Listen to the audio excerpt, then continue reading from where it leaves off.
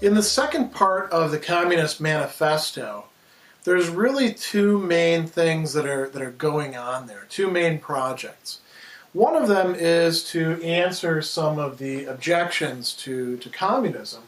And we're going to look at each one of these objections and the Marxist or communist response that's articulated in there, which is going to show us a bit more about the philosophical perspective that is being articulated here. But before that, what we want to look at is the other thing that's going on. And what they're doing is they're articulating the relationship between the Communist Party, proletarians, and politics. The Communist Party is in fact a political party, although at the time that this is being written, and for quite a while afterwards, actually still in some countries, it has to be underground. It can't be an official party. In some places it's triumphed and become the only official party, of course. And the Communist Party is intended to provide the venue and what they call the vanguard for the political action of this class, the proletariat, the working class. So when they're writing this, they begin with the question, what relation do the communists stand to the proletarians as a whole? And they say, we're a party. Unlike the other parties, we're not tied to just one single nation. We have no interests separate from and apart from the proletariat as a whole. And they talk about the communists as bringing to the front the common interests of the entire proletariat. So not just the German proletariat or the Argentinian proletariat or the Chinese proletariat or the American proletariat, but working people everywhere. That's one reason why the communists are going to be saying things like working people of the world unite. And they say also that they always and everywhere represent the interests of the movement as a whole. So this is a way for the communists to assert that they are looking out for the proletariat more than anybody else is. And the question is, whether they can make good on that claim. He goes on, and he says that they're the most advanced and resolute section of the working class parties of every country, the section which pushes forward all the others. And, historically, that's sometimes actually the case, that the Communist Party would be one of the main parties on the left, on the progressive or the revolutionary side, and they would help to draw the other parties to them by being the most extreme. And then he says that they also have, over the great mass of the proletariat, the advantage of clearly understanding the line of march, where they're going, the conditions, and the ultimate general results of the proletarian movement. So what's going on at the time is there's a lot of ferment, there's a lot of action on the part of parties of the proletariat, and the communists are saying, we're the ones that actually have the best view about where we're supposed to be going. So where are they intending to go? They actually do intend to abolish bourgeois property and do a lot of these other things as well. These objections are going to get explained, but usually Marx is going to say, well, we are going to do this, but it should be understood in this way. So, make no bones about it. One thing that the communists are saying that they're going to do in this is they're going to, if they take power, they're going to abolish bourgeois property relations, bourgeois means of production. They're going to centralize the means of production in the hands of the state, and the state will be serving the proletariat, so that the state will be sort of the stand-in for the current market-based economy. That's one thing that they clearly intend. If you look through those numbered points towards the very end of this section, abolition of property and land and application of all rents of land to public purposes. So this would be saying, for example, apartments. You would rent your apartment from the state, and all of those rents would be going in to support the working class. A heavy progressive or graduated income tax. So the communists were not the only people advocating that. Abolition of all rights of inheritance. This is a way to try to break up long-standing ruling families who used wealth to do that. Centralization of credit in the hands of the state by means of a natural bank with state capital and an exclusive monopoly. This gives you an idea of what it is that these people are proposing. So let's look now at the objections to this whole program. The communists are saying that they're going to abolish existing property relations, but those existing property relations are bourgeois property relations. And this is one of the concerns that people have. Are you going to get rid of private property altogether? The communists say yes, but we're not getting rid of property altogether. Because the bourgeois have actually gotten rid of previous property relations as they consolidated their power, both culturally, economically, politically, socially, in terms of the educational institutions, the very ideas that people are working with. They've abolished other types of property, and we're talking now, Marx is saying, about doing the same thing. So he says the French Revolution, for example, abolished feudal property, the property of the aristocrats, the nobles, in favor of bourgeois property. So he says, the distinguishing feature of communism is not the abolition of property generally, but the abolition of bourgeois property. So what does that actually mean? He's using this phrase now, bourgeois property, and we want to take a look at how this is explained here so that you can clearly understand what it is that he's suggesting and why he's proposing it.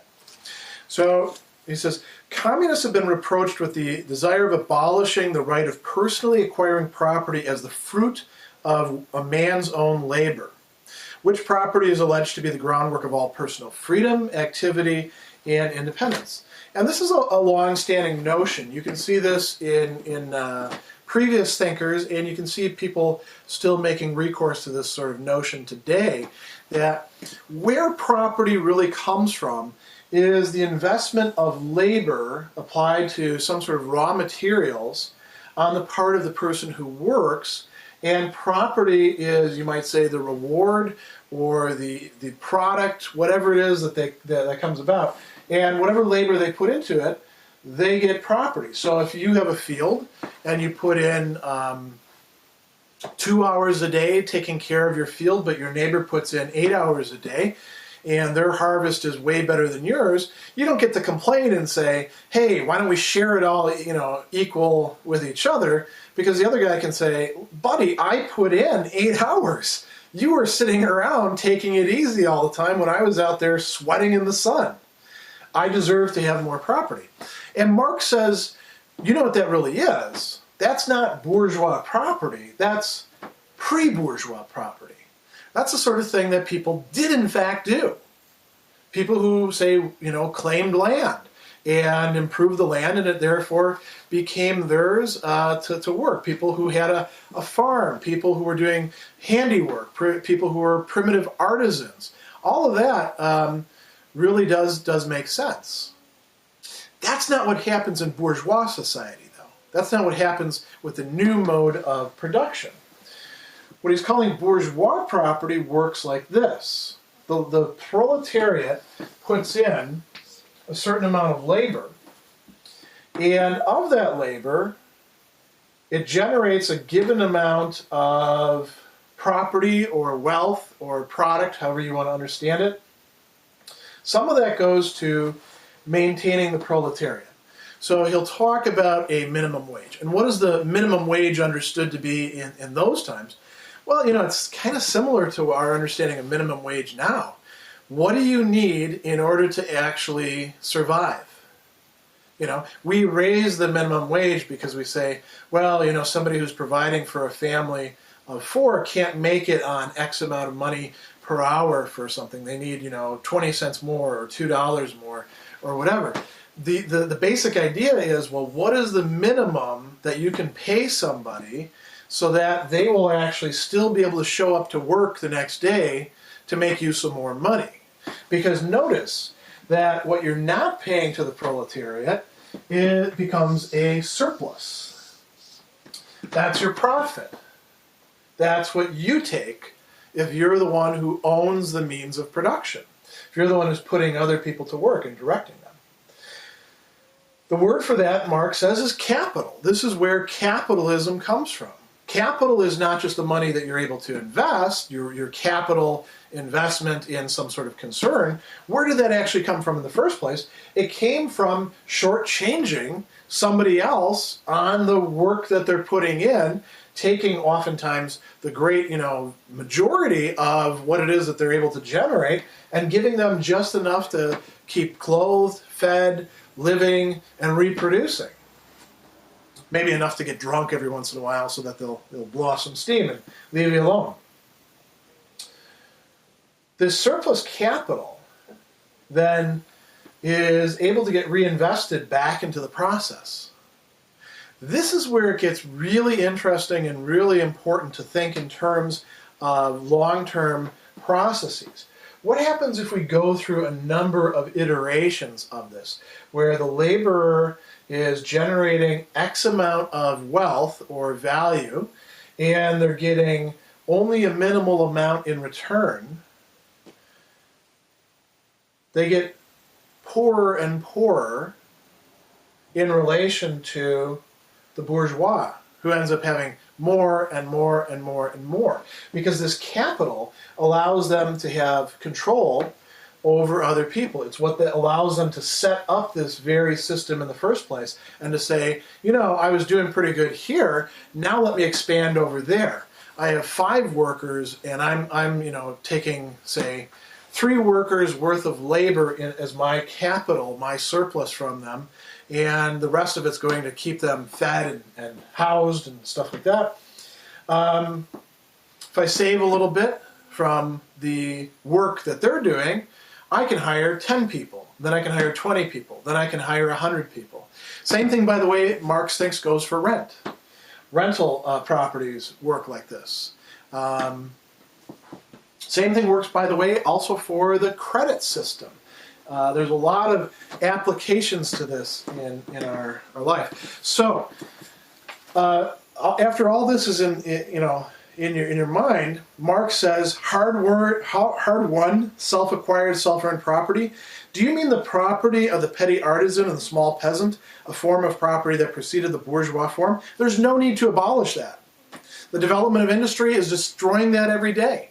There's fewer and fewer opportunities for somebody to actually make it on their own as what we would nowadays call a small business owner who doesn't have any other employees, who's providing all of this themselves. Do you mean bourgeois, modern, private property? And then Marx says exactly what we're saying here. Does wage labor actually create any property for the laborer? Not a bit. Now you might object and say, yeah, but you work in the factory and you're able to buy yourself a car and a TV and have a 20-year or 30-year mortgage, and eventually you got your house. And there's a truth to that. However, in relation to the vast amounts of wealth that are being generated over here and constantly being reinvested and grown, that's not much to have. That's just enough to keep on going, to keep on living. It's not enough to provide the kind of life that the worker actually deserves, in part because they're generating it for other people. It says, property in its present form is based on the antagonism of capital and wage labor. So let's actually examine both sides of this. He says, to be a capitalist is not only to have a purely personal, but a social status in production.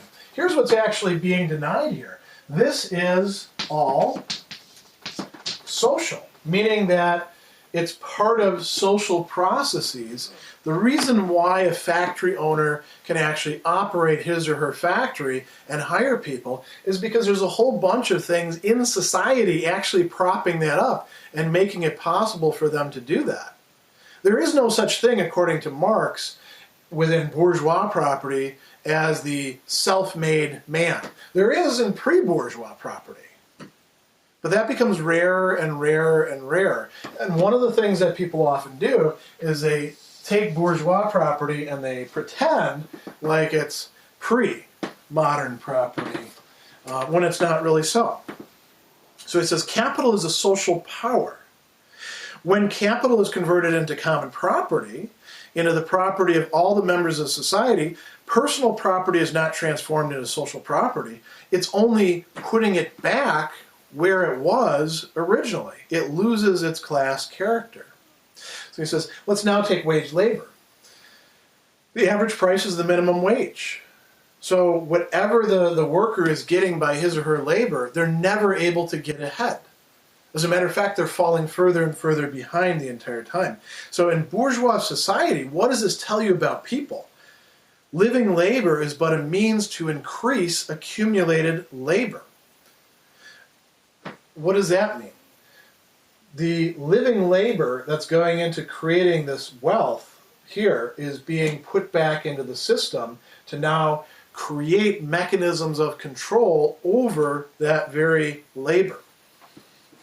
In communist society, he says, accumulated labor is but a means to widen, to enrich, to promote the existence of the laborer. So now notice, what he's saying here is that if we're going to switch from bourgeois property to communist property, you're not going back to this. You're actually still maintaining some sort of surplus, but that surplus would now go back in part into here. You have better wages, and the surplus is going back into taking care of the condition of the laborer. So instead of making somebody's mansion bigger, it builds a park. Instead of putting a new brick face on the bank, maybe it creates a new coliseum where people can go and not pay $80 a ticket or whatever it is to go see a sporting event, but go for free. The idea is that you still have some sort of surplus being generated, but that surplus is being used for socially useful ends for the benefit of the working class, not for the benefit of the ruling, parasitical, capitalist class. So he goes on, he says, another way to think about this, in bourgeois society, the past dominates the present. The fact that you took surplus capital out from before, and now you have wealth, and now you can reinvest it, means that the past dominates the present. In communist society, the present dominates the past. You're replacing the old ways. In bourgeois society, capital is independent and has individuality, but what about the living person? The living person is dependent and has no individuality. So it radically changes the ordering between wealth and people. People should be higher than wealth, according to this view. So what do we have to say about this? Marx says, yes, we do intend to abolish property, bourgeois property. We're going to make social property social. And he points out a few other things too. He says, you know, if you're going to criticize us for abolishing private property, keep in mind, not everybody has private property. As a matter of fact, most people don't. He says, in your existing society, private property is already done away with for 9/10 of the population. Its existence for the few is due to its non-existence in the hands of those 9/10. So if we're abolishing it, it's not really hurting other people so much because we're actually doing something that's good for the majority. Another interesting objection that he considers with respect to that is that if we abolish property altogether, then nobody's going to work. This actually did turn out to be a problem in some communist countries, by the way. Marx says, well, you know, if that's really your logic, then follow that through. Does the bourgeois work? No, he benefits, but he benefits from somebody else doing the work, which then, if you want to call, you know, reinvesting proceeds work, but it's not really work, it's not really hard labor, the bourgeois is doing things, and he doesn't have to work. So if we abolish property, we're not going to bring about universal laziness or sloth. What are some other objections? Culture is going to disappear. So he says, There's going to be a disappearance of class culture, which is for the bourgeois identical with the disappearance of all culture. Nobody's going to play symphonies anymore. Everybody's just going to sit around and blow in jugs, or whatever the lowest common denominator happens to be. Nobody's going to write plays, nobody's going to write novels, nobody will even produce TV shows that you watch on your Netflix, because those require capital investments. Those require actors who get paid to do work. Those require writers and directors and all these, sound people and lighting people. So if we're going to get rid of property, that means intellectual property is going to vanish as well. Marx says, no, you're just going to get rid of bourgeois intellectual property. And he points out the culture, the loss of which the bourgeois laments, is for the enormous majority a mere training to act as a machine, to fit into the system, to be a good producer, and not make any waves, not demand more for yourself. So he goes on and he says, don't wrangle with us as long as you apply the standard of your bourgeois notions of freedom or culture or law. Your very ideas are just the outgrowth of the conditions of your bourgeois production and bourgeois property, just as your jurisprudence, your legal system, is just the will of your class made into a law for all. A will whose essential character and direction are determined by the economical conditions of existence of your class. And what we're talking about there is the criticism that what we're dealing with here is actually ideology. It's not culture as such. It's something that is determined by the class process. It's to the benefit of the bourgeoisie. It's to the detriment of everybody else. He actually criticizes the bourgeois mode of education at a certain point, and there's a lot of other people who make similar complaints, even down to the present day, that education might be understood as, public education as just producing people that will fit into the economy and not make any trouble and work without demanding much in return. Here's a really interesting criticism. You communists intend to abolish the family. And the family was looked at as being a very important part of not only society, but individual people's lives. So you're going to get rid of the family altogether. Is that really the case for the communists? And Marx says, well, yes and no, to some degree. So he says, what is the present family, the bourgeois family, based on? What's its actual basis? Capital, private gain. What allows you to have a family, to be able to get married, to have a household, to raise children, to buy them all the sort of things that they want, the very important things that they need, and the crap that they don't need, that the other kids convince them that they need, or they convince themselves, all that sort of stuff. You need to have some money. You need to be deriving capital from somebody else in order to do that. To really live the kind of life that the bourgeois are about, you need some wealth. What is it like for other people in bourgeois society? He says there's a practical absence of the family among the proletarians. Worse, and this is not as big of an issue in our time as it was back then, there's public prostitution. There's a lot of young women, very often from working class families, who wind up becoming prostitutes because there aren't any other avenues open for them other than destitution wages at the mill. And they have no legal protection. Their lives are pretty short. They have to prostitute themselves, that is, subject themselves to the wills of other people constantly. And so Marx says, again, for the bourgeois, this is going to be a loss. I admit that. But for everybody else, they're already in a bad condition as far as the family goes. And then he says, do you charge us with wanting to stop the exploitation of children? Child labor was a common thing at that time. And child labor had blossomed in part because you could pay children less than you had to pay adults. So Marx is saying, hey, if you're going to have a regime of child labor, don't talk to me about breaking up the family. The guys who are lucky enough to have a family that looks out for them and doesn't make them work in the mills when they're 12, or 6 or whatever, they'll figure out what to do. We want to ameliorate the condition of these poor kids who are stuck in labor in their childhood. And he talks about education as well. Another interesting thing that he talks about, and I think this is a little bit far-fetched, is he says, the bourgeois sees in his wife a mere instrument of production. And one of the things that the communists got accused of was being into community of women, you understand that as sort of wife swapping. And Marx, and Engels actually take this on and say, well, you bourgeois, you're doing that already because you sleep with each other's wives.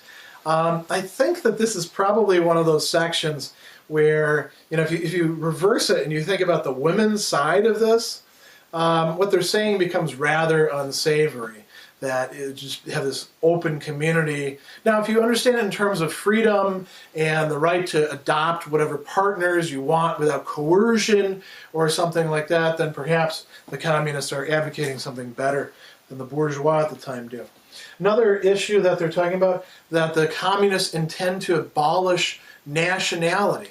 And it's important to remember that this is being written in the 19th century, which in many respects was the century of nationalism, when people identified with, I am a Frenchman, I am English, I am Welsh, I am this, I am that. And there was a growing sense of the importance of the nation. The communists say that nations actually don't matter that much. Why? Because the bourgeois processes, these processes of production, are homogenizing culture from country to country to country. The proletariat, as they say, doesn't actually have a country.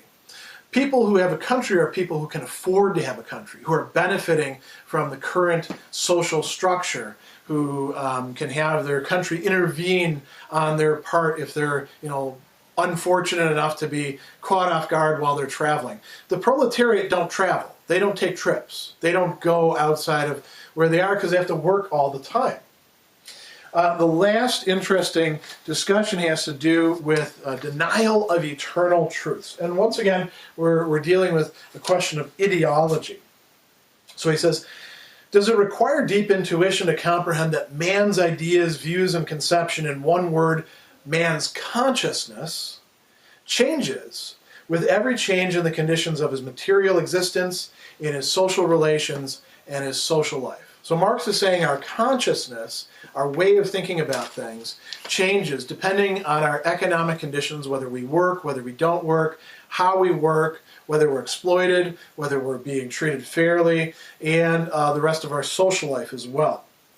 So he says, if we look at the history of ideas, what we see is that as we move from era to era, we're moving from one set of social relations and economic relations to another set. And we can observe, for example, in the realm of ideas, ancient religion gets replaced by, and ancient philosophy as well, to a large extent, by Christianity. And so the Middle Ages are a Christian era. And then after that we have the modern era, and we have a shift away from Christianity to rationalist ideas. And the French Revolution is a great example of that. He says, in that, feudal society fought its death battle with the revolutionary bourgeoisie. One class was for the older ideas, the other class is for the newer ideas, and the class that wins, their ideas win. So he says, here's what a critic might say. Undoubtedly, religious, moral, philosophical, and juridical ideas have been changed in the course of historical development. There's been some modification, but religion as such, morality, philosophy, political science, and law, those survived this change. There's something eternal about them. It may be that they have slightly different content, but people are still doing philosophy. People are still practicing law. And then he says, there are besides eternal truths like freedom or justice that are common to all states of society. But communism denies eternal truths. So it's going to go against something that is at the very root of what we are as human beings. Marx and Engels' response is that, look, every society has been beset by class antagonisms. We haven't had one yet that doesn't have classes exploiting each other, fighting against each other, struggling to be free. So he says, no wonder then that the social consciousness of past ages, despite all the multiplicity and variety it displays, moves within certain common forms or general ideas, these eternal truths, which cannot completely vanish except with the disappearance of class antagonisms. So until the political aspirations of the Communist Party on behalf of the proletariat are realized and bourgeois property has been abolished, property relations of that sort have been, changed into something that's socially beneficial, we are always going to keep having these ideas. But that's not a good reason for keeping those ideas. If we move to the classless society, this is again their viewpoint, then these will all become moot points. So what we see here is a very strong set of objections being raised and an equally strong set of rebuttals or responses which give us a better understanding of what it is that the communists are proposing for the future of human beings.